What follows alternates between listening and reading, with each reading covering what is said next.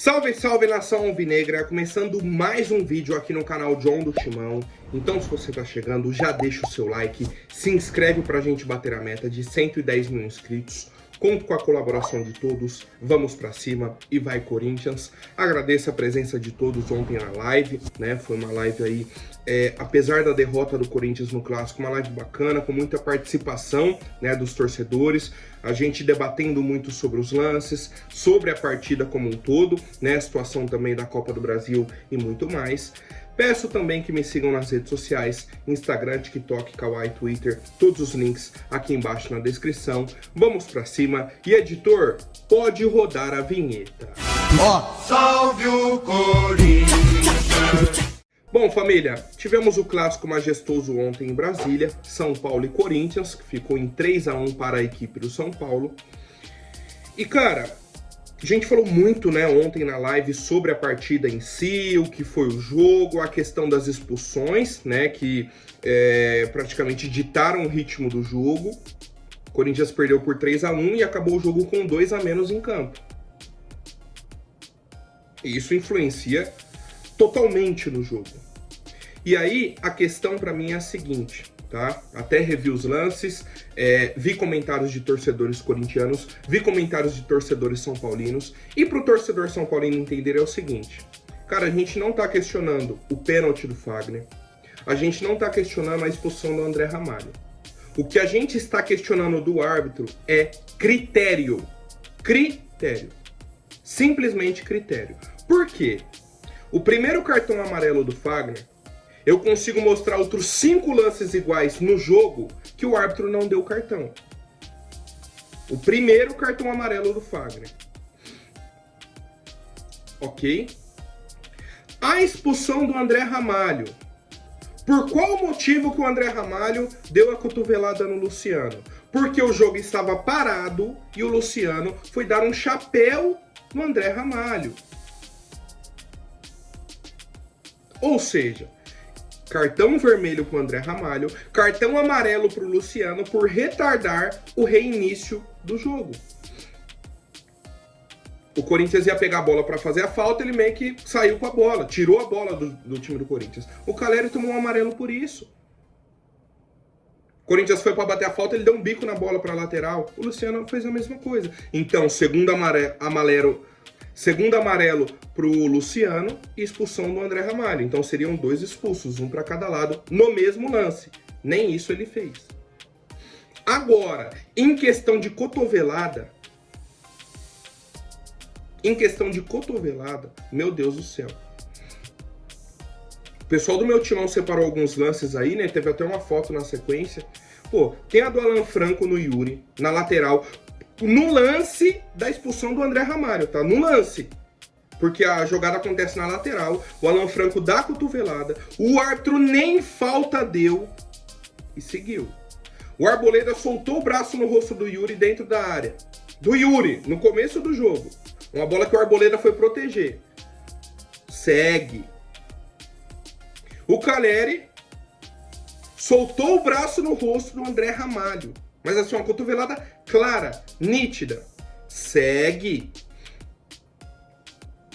Agora, o mais absurdo pra mim é o lance do Arboleda em cima do Romero. Que aí não existe discussão, não tem nada que justifique o VAR não chamar para aquele lance.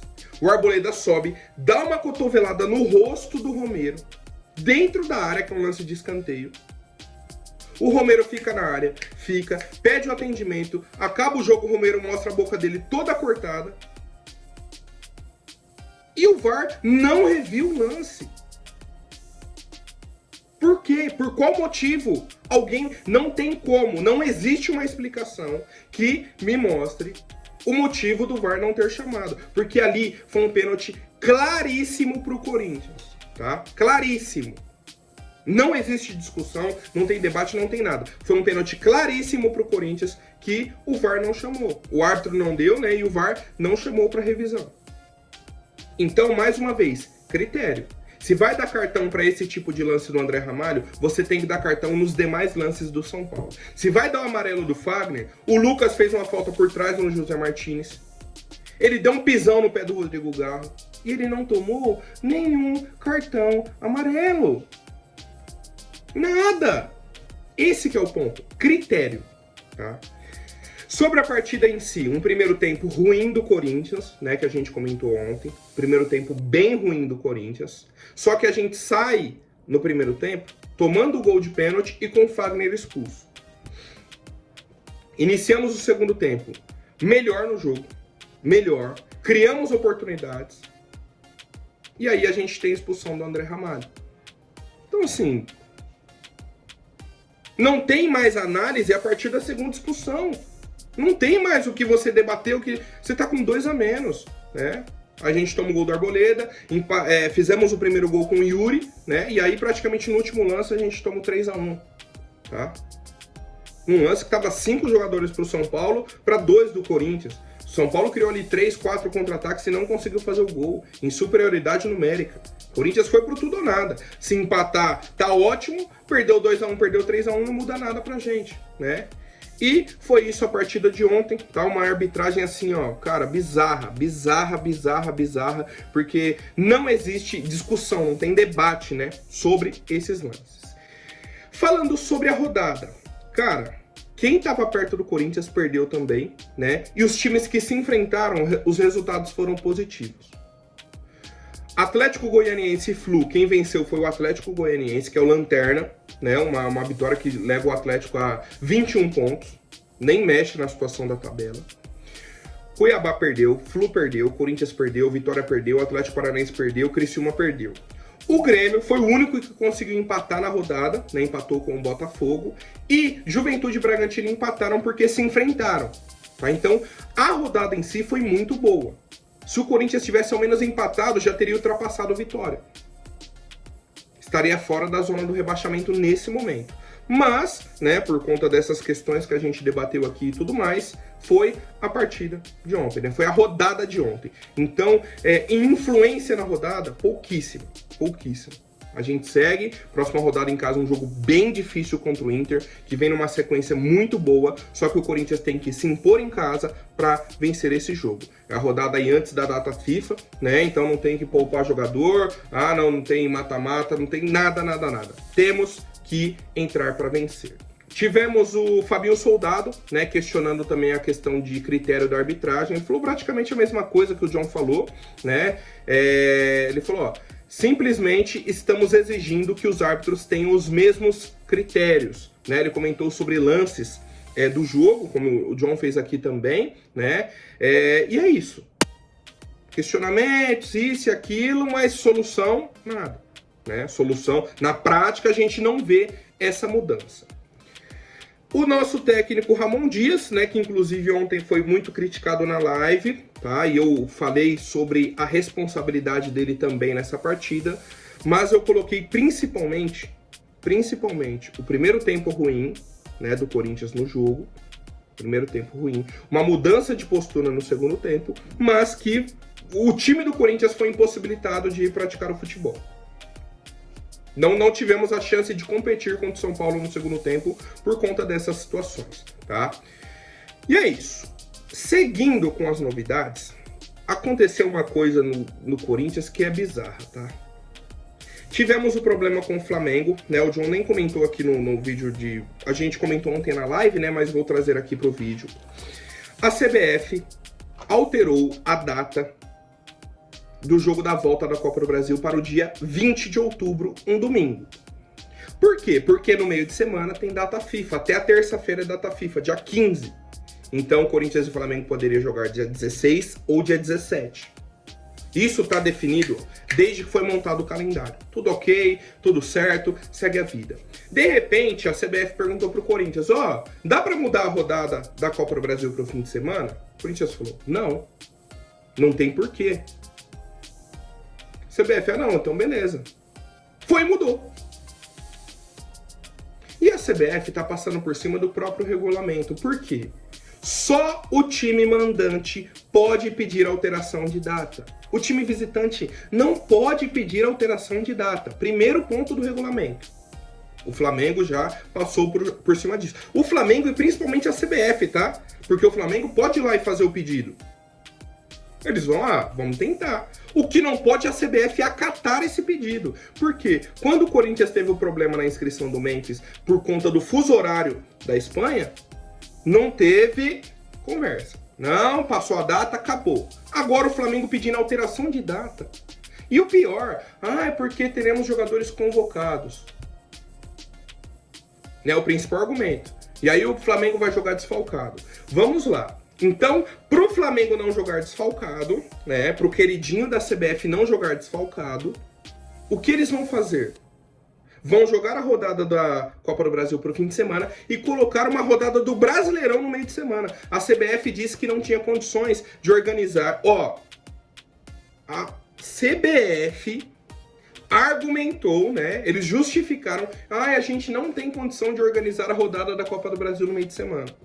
Que são apenas 2 jogos. Corinthians e Flamengo, Vasco e Atlético Mineiro. Mas eles têm a condição de organizar 10 jogos da rodada do Campeonato Brasileiro. Aí o Corinthians vai ter que jogar contra o Atlético Paranaense desfalcado. O Flamengo vai entrar desfalcado contra o Fluminense que é um adversário do Corinthians na briga do rebaixamento, né? Então você prejudica o Corinthians, favorece o Fluminense e prejudica o produto do Campeonato Brasileiro. Por quê? O Botafogo tem jogador convocado, é o líder. O Palmeiras é o vice-líder, tem jogador convocado.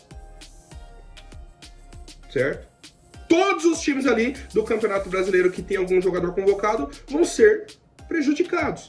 Para favorecer o Flamengo. Cara, qual o sentido da CBF parar e falar, não, a rodada já tá marcada, tá tudo certo. Então vamos mexer em tudo, joga uma rodada do Brasileirão no meio de semana para termos a Copa do Brasil no fim de semana para não prejudicar o Flamengo. Isso você prejudicando outros 19 times, né, do Campeonato Brasileiro. Cara, não faz sentido algum. E aí eu quero parabenizar a atitude da diretoria do Corinthians e da diretoria do Vasco. Assim que isso foi decidido, o Corinthians soltou uma nota oficial. O Vasco publicou um vídeo do presidente, né, que é o Pedrinho. Na sequência, no domingo de manhã, que foi ontem, o Corinthians publicou um vídeo do Augusto Melo também, repudiando totalmente essa atitude da CBF. E o Augusto Melo ontem, né, também deu uma outra entrevista, falou, o Corinthians foi desrespeitado, quero entender qual o motivo da mudança, a antecipação do jogo do Brasileirão de domingo para quinta-feira, que é muito importante pra gente, o Corinthians não quer ser beneficiado, mas não vai aceitar que ninguém seja beneficiado, tá? Eles querem que o Corinthians jogue o Campeonato Brasileiro, desfalcado, para jogar a semifinal no fim de semana. E aí no meio de semana, sabe o que o Corinthians tem de novo? Outra semifinal de Sul-Americana. Quem não tem? O Flamengo. No outro meio de semana, do dia 23 de outubro, o Flamengo não joga, porque foi eliminado da Libertadores. O Corinthians joga. Então, quem deveria pedir ou não uma alteração seria o Corinthians, e o Corinthians não pediu. Além disso, o Corinthians disse que não queria. E a CBF tomou essa atitude, tá? A nossa diretoria ficou conversando aí, fazendo reuniões, debatendo sobre a participação ou não na Copa do Brasil, né? Ainda está em debate essa situação.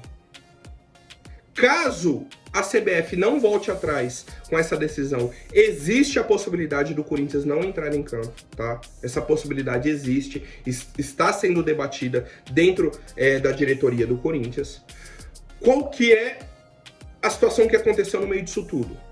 O Pantaleão, o nosso diretor jurídico, deu uma entrevista no fim de semana para a Rádio Craque Neto, explicando, né, o regulamento da Copa do Brasil. A CBF passou por cima do próprio regulamento, isso não pode acontecer, e tal. Explicou tudo, a parte jurídica do Corinthians, o que o Corinthians está estudando fazer, né, se vai sair da Copa do Brasil, se vai se manter, qual decisão vai tomar.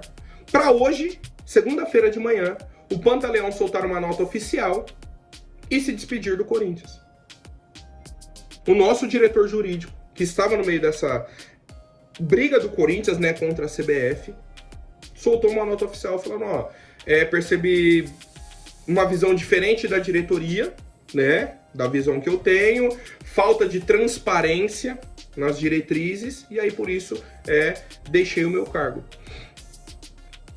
Cara, simplesmente Esporte Clube Corinthians Paulista. Quando a gente acha que tá tudo caminhando bem, inclusive eu elogiei o Pantaleão aqui nas últimas semanas, tá? E tenho tranquilidade total no meu elogio.